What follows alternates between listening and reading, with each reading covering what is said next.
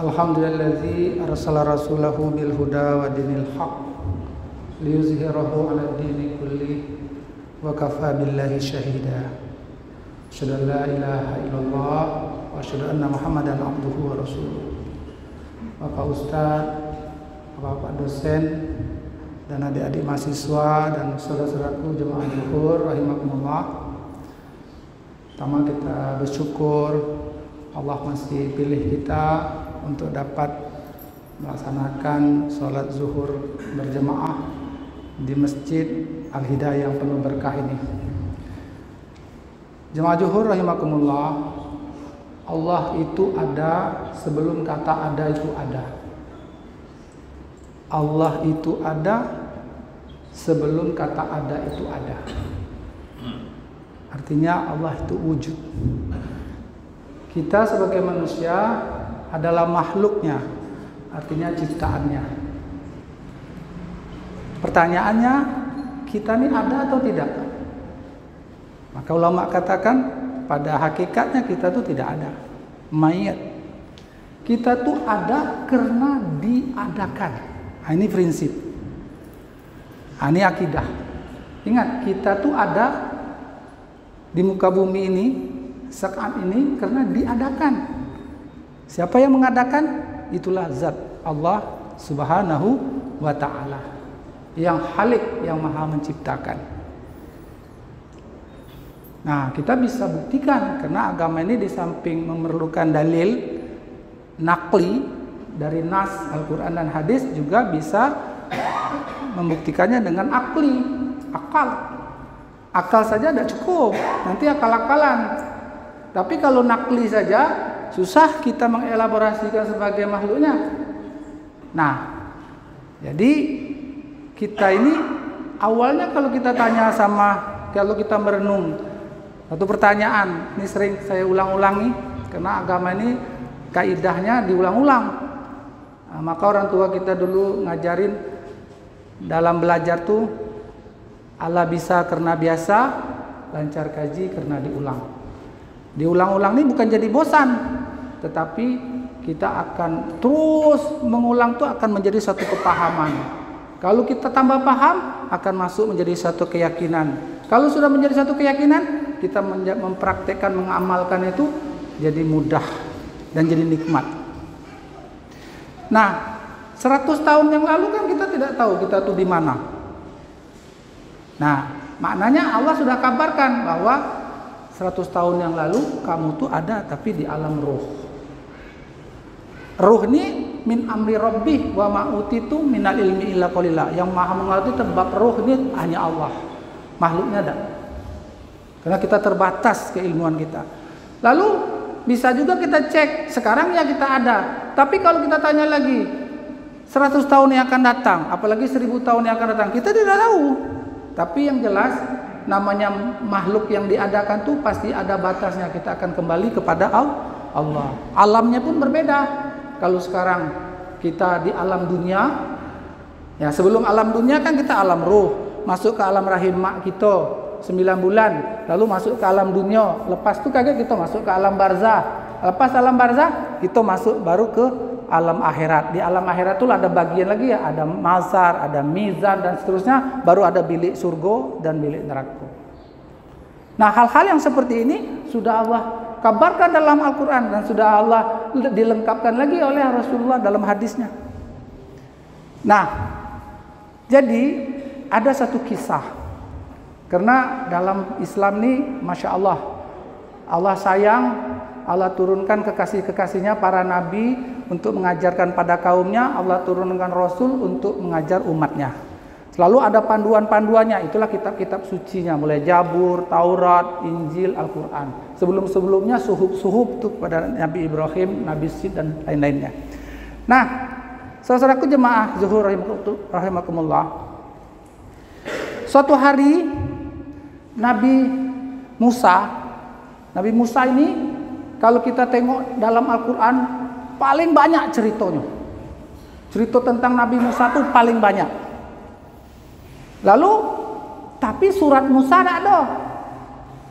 Kalau surat itu ada surat Ibrahim, surat Muhammad, surat Maryam. Yang pertama Al-Fatihah, kedua Al-Baqarah, Al-Imran.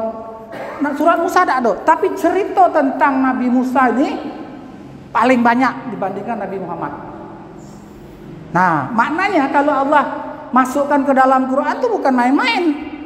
Apalagi banyak jumlahnya. Ini kan sumber hikmah, sumber pengetahuan kalau kita nak ngaji serius dalam. Nah, lalu pada masa Musa hidup 3 nabi bersamanya tuh. Satu Nabi Musa. Kedua siapa? Nabi Harun. Harun itu sepupu dia. Musa ini agak cedal dikit cakap, tapi tinjunya maut. Sekali tinju bisa out.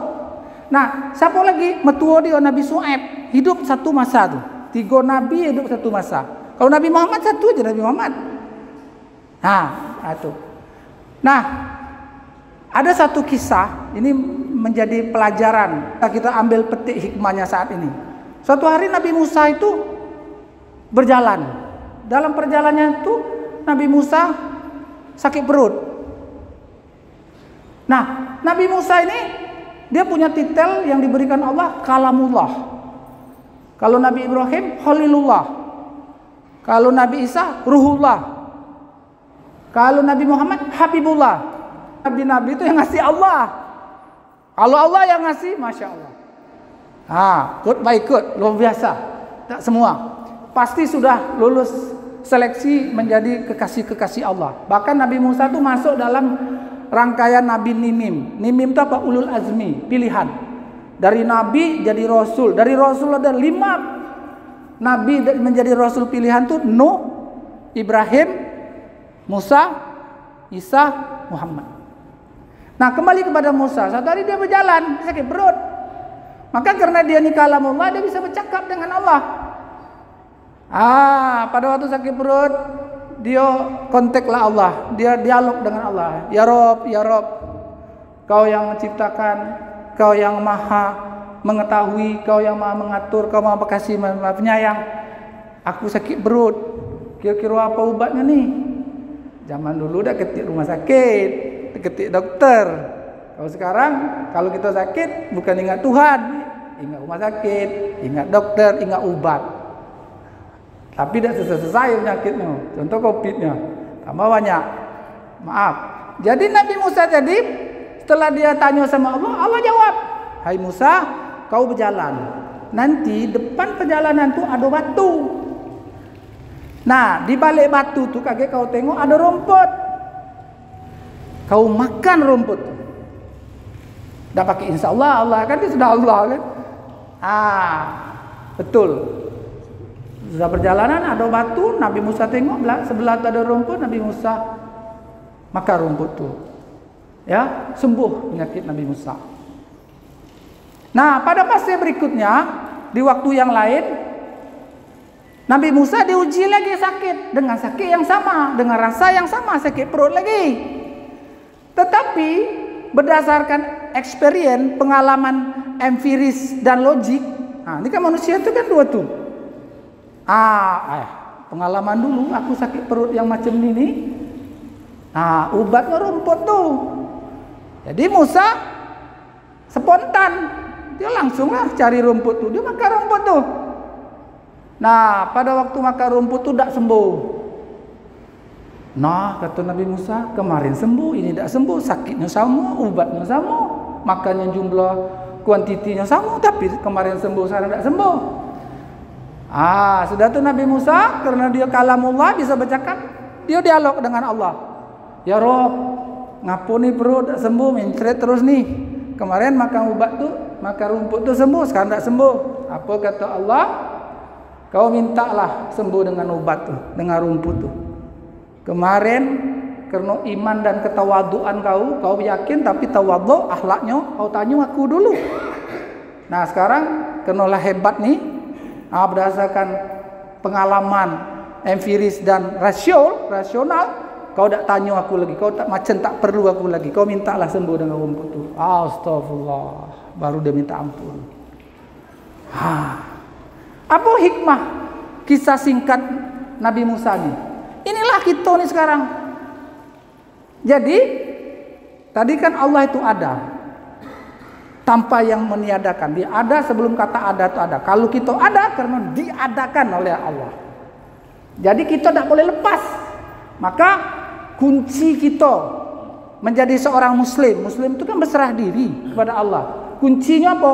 Kita mendeklar, bersahadat, mengucapkan baik lisan, hati dan fiil kita, asyhadu alla ilaha illallah wa asyhadu anna Muhammadan Rasulullah. Asyhadu alla ilaha illallah itu satu kalimat. Kalimat apa nih? Dia rangkaian syahadat. Yang asyhadu alla itu kalimat iman. What iman? Iman itu dia ada tapi tidak nampak. Kita harus yakin benda itu ada. Itulah Allah. Tidak nampak tapi ada. Malaikat tak nampak tapi ada. Surga neraka tak nampak tapi ada. Mau bukti malaikat? Tidak bisa dengan empirik, tidak bisa dengan rasional. Itu harus dengan pembuktian wahyu. Nah, kalimat yang kedua, Muhammadur Rasulullah, itu kalimat amal. Amal itu nampak. Kita sembahyang nampak, bayar zakat nampak, pergi haji nampak, Nabi Muhammad itu nampak.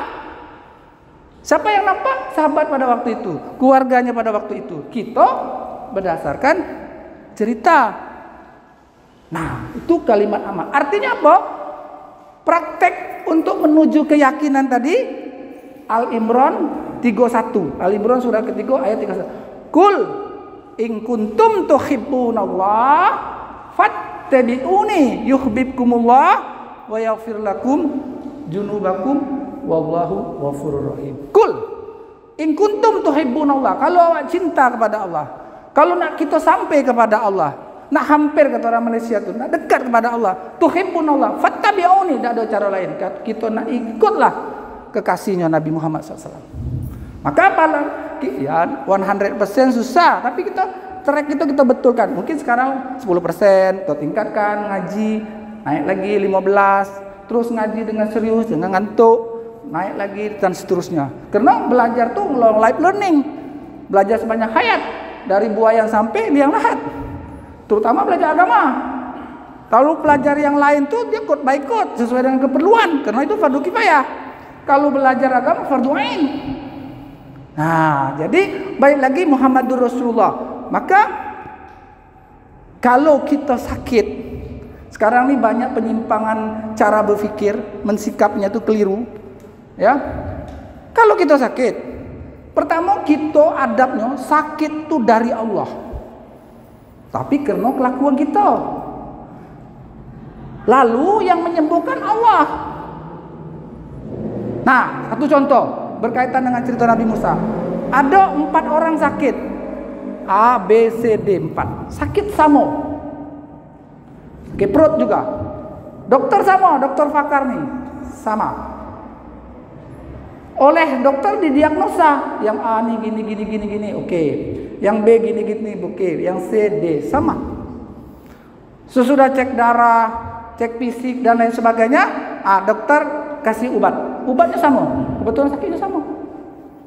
Yang siko sembuh, alhamdulillah. Yang siko setengah sembuh, setengah tidak, nyawa ikan.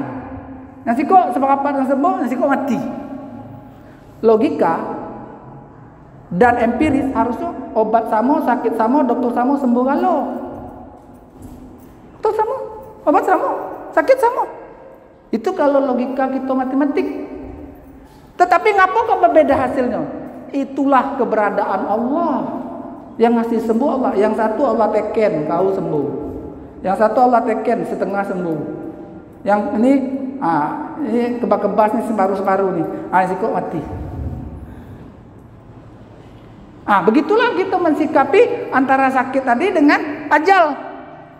Kalau ajal tuh pakai logika biasa, kan yang tua dulu mati, urut kacang, atau mati. Tentu kan bapak, kakak, abang, baru kita, baru adik. Tapi mati tak. Kadang lah sudah tua, dia tak mati. Kadang masih muda, sehat, ajalnya sampai mati. Kadang dia sakit tak mati, yang sehat tiba-tiba tabrak, naik pesawat jatuh, mati. Ajal sendiri, wa ijaja ajaluhum wala yastakhiru nasyata wala yastaqdimu. Ini dari Al-Qur'an mengatakan seperti itu. Tapi kalau sakit Nah, inilah sunnahnya tadi Muhammad dan Rasulullah. Sunnahnya kalau sakit Nabi berubat. Pergilah ke ahlinya, jangan ke dukun, minta maaf. Ke dokter ataupun ke yang ahlinya. Berubat. Berubat itu sunnah. Tapi menyembuhkan Allah. Jangan dibalik. Siapa yang menyembuhkan? Obat. Siapa yang menyembuhkan? Rumah sakit itu. Bisa syirik itu. Waktu kita berobat tidak sembuh, kita sudah dapat pahala. Karena kita sudah menjalankan sunnah. Sudah tuh gugur dosa kita. Yang kita dapat hikmah. Sabar. Nah, kalaupun kita berobat sembuh, langsung sehat. Nah, artinya apa? Samping dapat pahala, ya Allah sudah takdirkan kita cepat disembuhnya. Jadi begitu. Jangan berpikir terbalik. Kalau macam itu, Ustaz, tidak usah berobat lagi, malah berdosa. Yakin dengan obat dokter dari rumah sakit itu syirik. Tapi tidak mau berobat itu berdosa. Itu nampaknya tipis, itu syahadat. Sama sekolah, sama kerja, si kok kaya, si kok miskin. Lain kaya miskin itu kaya dengan rezeki. Ada sekolah jadi toke. Kaya ilmu dengan kaya beda, si kok materi, si kok ilmu. Nah, disinilah kita perlu ulang kaji. Kita perlu ulang-ulang. Jadi kita menempatkan pada tempatnya sehingga kita jadi wise, kita jadi bijak, jadi kita jadi enak. Jadi kalau kita sakit, misalnya terpapar COVID, berobat, kita kena jago, itu sunnah. Tapi ingat, yang menyembuhkan bukan dokter, yang menyembuhkan bukan obat, yang menyembuhkan bukan rumah sakit. Kalau yang ngomong itu orang kafir itu, atau orang non muslim, memang itu cara berpikir. Muslim tidak bisa. Mantasabbaha biqaumin fahuwa minhum, gitu ada cara. Tapi bukan pasif. Kalau sakit dosa berobat, salah juga. Nabi tidak mengajarkan gitu. Kita nih beriman kepada Allah, beramal menurut Nabi, baru sampai kepada Allah. Itu tadi Imran ayat 31 itu. Nabi sakit, dia berobat. Nabi lapar, makan. Nabi bukan makan sayur terus, makan susu, makan kambing, makan apa ya nah. Itu Nabi bekerja, masalah dapat tidak dapat itu baru garis tangan. Lahir dia anak sultan. Yang kita mungkin anak pekerja kasar, tidak masalah. Yang penting kita bukan anak kambing, bukan anak ayam kan. Kambing ayam itu kan sudah keputusan Allah, dia tidak ada menyesal. Nah, tinggal kita nak jadi baik. Nah, disitulah sikap kita, disitulah ikhtiari kita, disitulah kita bercontoh-contoh orang yang sukses. Siapakah orang sukses dikabarkan dalam Quran? Itulah para nabiin, para solihin, para siddiqin, para syuhada. Jadi inilah kita perlu ulang-ulang. Agama itu kaidahnya diulang-ulang. Yaitu tadi Allah bisa karena biasa, lancar kaji karena diulang. Kalau kita sudah bosan belajar, hati-hati itu. Nanti penyakit sombong. Suatu hari saya pernah di Pakistan. Waktu itu ada ulama besar, kabir, hafal Quran, hafal hadis. Dia duduk di situ. Biasa beda minta hormati, nak nunjukkan dia itu ulama besar. Yang memberikan bayan nih, yang memberikan ceramah nih, yo istilah baru tahu ngaji baru belajar. Jadi orang-orang tanya, Syekh, kenapa saya duduk? Yang ini tidak level Syekh yang ceramah nih. Saya duduk. Kata dia, aku tidak tambah ilmu dengan duduk tuh, tapi aku Allah beri ketaatan. Kalau kita tidak tahu memang tambah ilmu, tapi kalau kita sudah tahu tambah taat, membuang kesombongan. Apabila salah yang bercakap tuh dia luruskan, jadi kesalahan tuh tidak menebar. Dia punya kewajiban meluruskan dengan bijak. Itu. Sekarang kan enggak. Budak nih masih hijau, masih semua jagung dia. Lalu dia pergi. Jadi ada dua. Satu menambah ketaatan, yang kedua memang kita tambah ilmu. Kalau kita informasi itu baru dengar, ya tambahlah ilmu. Tapi kalau sudah kita dengar, tambah taat.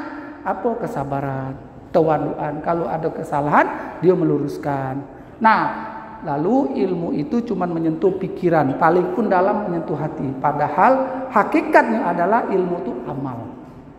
Hakikat ilmu bi amalin kasajarin bila syamarin. Dia diamalkan. Untuk apa kita tahu tentang sholat, fadilah sholat, tapi kita tidak sholat? Untuk apa kita tahu fadilah sholat berjamaah ke masjid tapi tidak ke masjid? Itu artinya dia bukan tidak tahu tapi tak amal. Keberkahan ilmunya tak ada. Lalu ada satu lagi yang paling tinggi, emaknya amal, umul amal, nyampaikan. Ada orang bilang, kamu nih kau kan enggak begitu.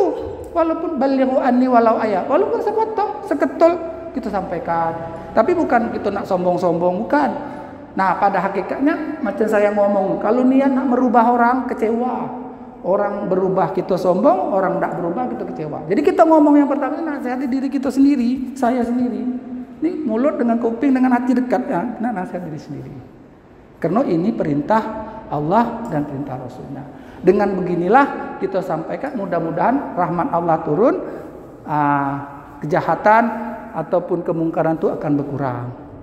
Kebaikan kalau terus diceritakan, maka kebaikan akan tersebar. Keburukan berkurang. Keburukan kalau kita ceritakan terus, keburukan banyak, kebaikan akan berkurang. Contohlah, kita cerita yang buruk-buruk aja di situ. Tapi kita cerita baik, maka baiklah berlebar. Nah, ya disitulah namanya amal ma'ruf nahi munkar. Lebih dan kurang mohon maaf, yang betul, yang benar datang dari Allah. Yang kurang kami. Subhanallah bihamdika.